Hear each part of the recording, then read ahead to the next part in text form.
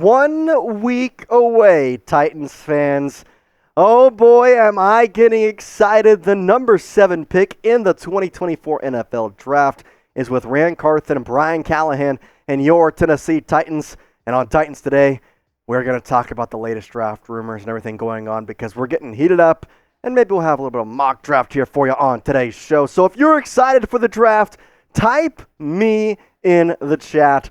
Let me know how you're feeling down there. I know I'm excited. I know there's a lot of stuff that we can watch and get ready for. And man, I'm glad you're here. So hey, stick around. I'm your host, Jace Andrews. And let's get into today's show. First, talking about the picks the Tennessee Titans currently possess. Their first round pick at number 7. Their second round pick at number 38. Their fourth round pick at 106. The Minnesota pick at 146. The round 6 pick of their own at 182. And then a couple of trade picks, the Kevin Byard trade producing a 242 pick, and the L'Jarius Sneed trade producing the 252 pick at round 7s. Mock draft time. Let's get into it. Listen, with the draft being so close, I feel like we need to do another mock draft. We'll have plenty of time to get more of these as we get closer to Thursday, but I haven't done one in a bit, and I think it's time to bust one out. A week before seems like the perfect time. And hey, it's just fun to do them, to be quite frank. Let's get the obvious out of the way here first, because we all know if somebody is there at round 1, pick 7, you're going to take him. That somebody, Joe Alt. Pretty clear, pretty obvious.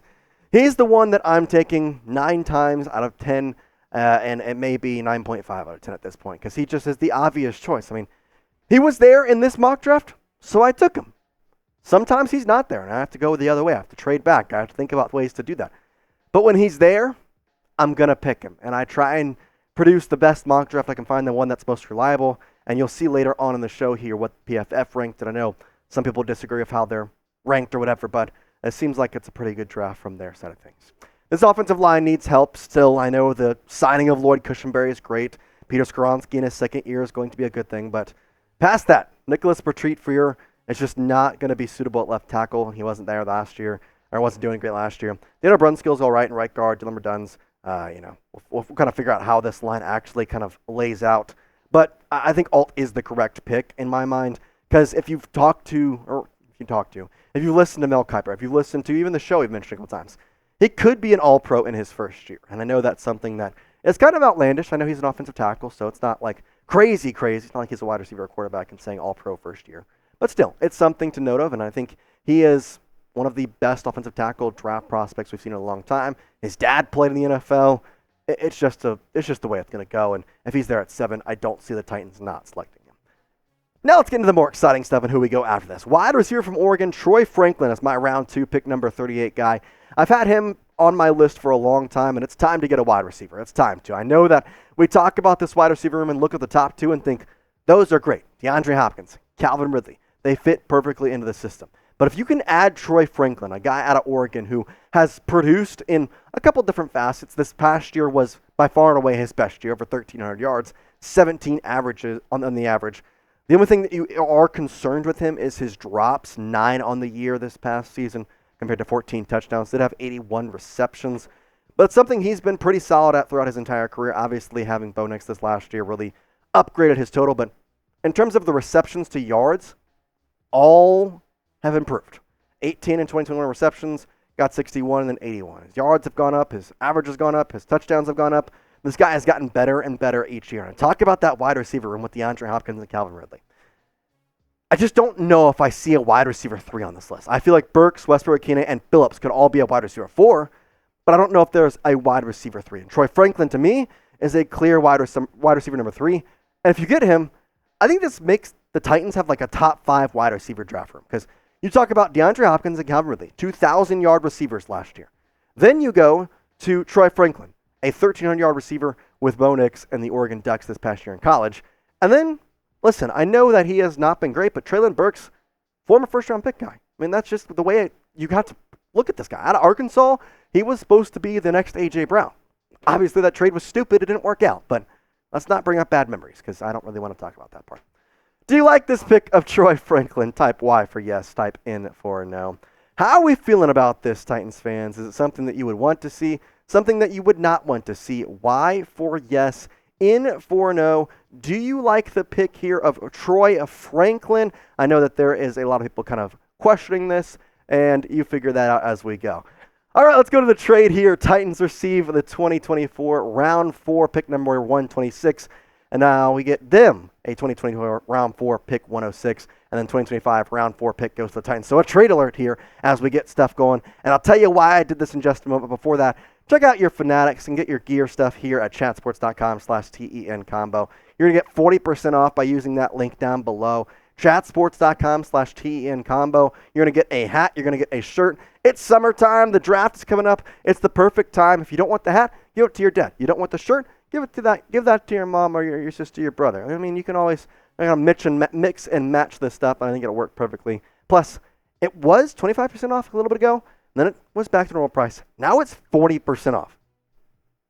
Best time to get it. Chatsports.com/TENcombo. We'll have that link in the comments and the description of this video. Moving on to round 4, pick 136. With that trade, obviously, I'm getting T'Vondre Sweat, the defensive tackle. Now, why I made that trade was because there wasn't anybody that I liked at the original pick the Titans had. So that's why I traded back here. You get an extra round 4 pick in next year. So you get a big boy here as well. I think T'Vondre Sweat is somebody that would pair well with Jeffrey Simmons just because he's such a big body that you have to kind of figure out. And yes, I know, he had the whole cause of, the legal stuff that's going on with him right now, and that's going to cost him a couple rounds, which is why he was there at round 4. I mean, this guy was supposed to be a round 2 pick. Because of the legal stuff that he has been in, he dropped to round 4. I'm going to take him. I mean, heck, there has been worse problems and other things that have happened to draft picks that ultimately did play in that next upcoming year. This guy's been pretty solid for Texas. 8 tackles for loss this past year, 2 sacks. Nothing out of the ordinary, but still, his body type is just something in general because you're going to have to put so many blockers on him. It frees up Jeffrey Simmons a little bit. And that's the bigger thing with this defensive line. I know that it's going to be a struggle, probably no matter what happens, unless you're taking a defensive interior lineman or defensive edge in the first round, which you're not going to do. So what's the best way to free up Jeffrey Simmons? Getting big bodies in there. And I think that's the biggest thing. You get your 3 biggest needs in the first 3 picks. You get an offensive tackle, you then get a wide receiver, and then you get a defensive lineman that can go in there and take up space. And plus, I think it just works out well to just help out in general with rotation. But that's also being said because I did pick an edge rusher in my round 5, pick 146. After getting T'Vondre Sweat, my thought process was this.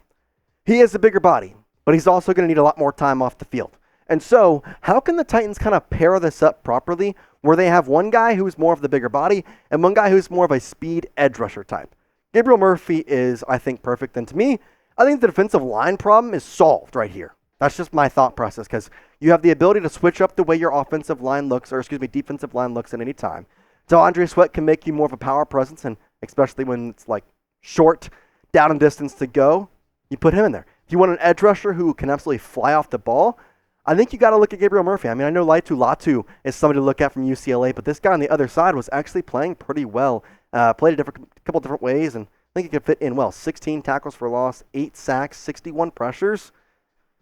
I don't mind that at all at round 5, especially from UCLA. I mean, Pac-12 was arguably one of the better conferences in college football this past season, so I think he fits in well. And Gabriel, to me, again, he's kind of that change of pace guy. You put him in, you can have speed edge rushers. And I know that's never been the way the Titans have gone about it, but I still do feel like that's something they should explore. And hopefully, just hopefully, they get somebody who they can do that with. Is there a position of need that I'm missing? I know that we keep doing these mock drafts and draft targets and all this stuff, but is there something that I am missing? Is there a position that I have not yet gotten to talk about, or maybe that I don't have in this mock draft that I am missing that the Titans really, really, really need? Well, now let me know down in the comment section down below. Josh Proctor, round 6, pick 182, the safety from Ohio State. Now, yes, I know. Safety, Jace, what's your thought on this? Here is my thought exactly. He fits the bill for coverage, and that's what I want him for. I want him for coverage. I know that you have Elijah Molden. I know he works well. I know Amani Hooker looks great. But past those 2 guys, I don't know if I can really figure out where to go from there. And so I think that's how we have to look like this, because Elijah and Amani, good starters. Brown, Jackson Carter, this just helps with depth. That's the bigger thing with me. It helps with depth. And I do think that that's something that we have to just really figure out on this Titans, honestly, entire depth chart. It just helps the depth in a lot of different ways. And so I know that it's one of those things of, okay, Jace, well, how exactly is this helping depth? You have somebody who can rotate in. I know he's a round 6 pick, but I still think Josh Proctor, the way he played last year with Ohio State, pretty good conference in Big Ten, had the national championship, Michigan Wolverines. I don't mind that at all. All right, let's go to round 7 picks here. We're going to run through these a little bit more quicker. And Donovan Jennings is my first one at round 7, pick number 242.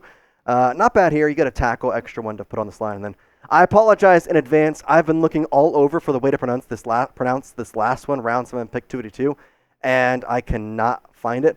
It's a Nigerian name, Edefuan Ulofoshio. I will come back to you with the actual pronunciation next time we're on here. Don't worry. I literally have been looking it up all the time, and I just cannot find it. So my apologies to Edefuan. But again, either way, you slice it. These are a couple of practice squad guys. I think that's the biggest thing I got to present to you is these two in round 7 probably not going to make the 53-man roster. However, they could be guys that really fit in well in the practice squad. And if they do make the 53-man roster, there's somebody who could really learn. And I think that's what you're trying to look for in round 7. Is sometimes you're just throwing darts and hoping you hit. In this kind of way that I'm drafting, I'm looking at guys that have high ceilings and have teachability factors. Edefuan playing at Washington, I think it fits well. He obviously played with a very good team this past year, and I think it's one of those things of you need some linebacker help in some ways. Not really much, but it would just be something I would like to see. Man, mock draft season is fun, and we do appreciate hanging out with us. I know that there's a lot of stuff happening right now here with everything going on, so we do appreciate hanging out with us, and I will see you next time, Titans fans. So for now, peace out.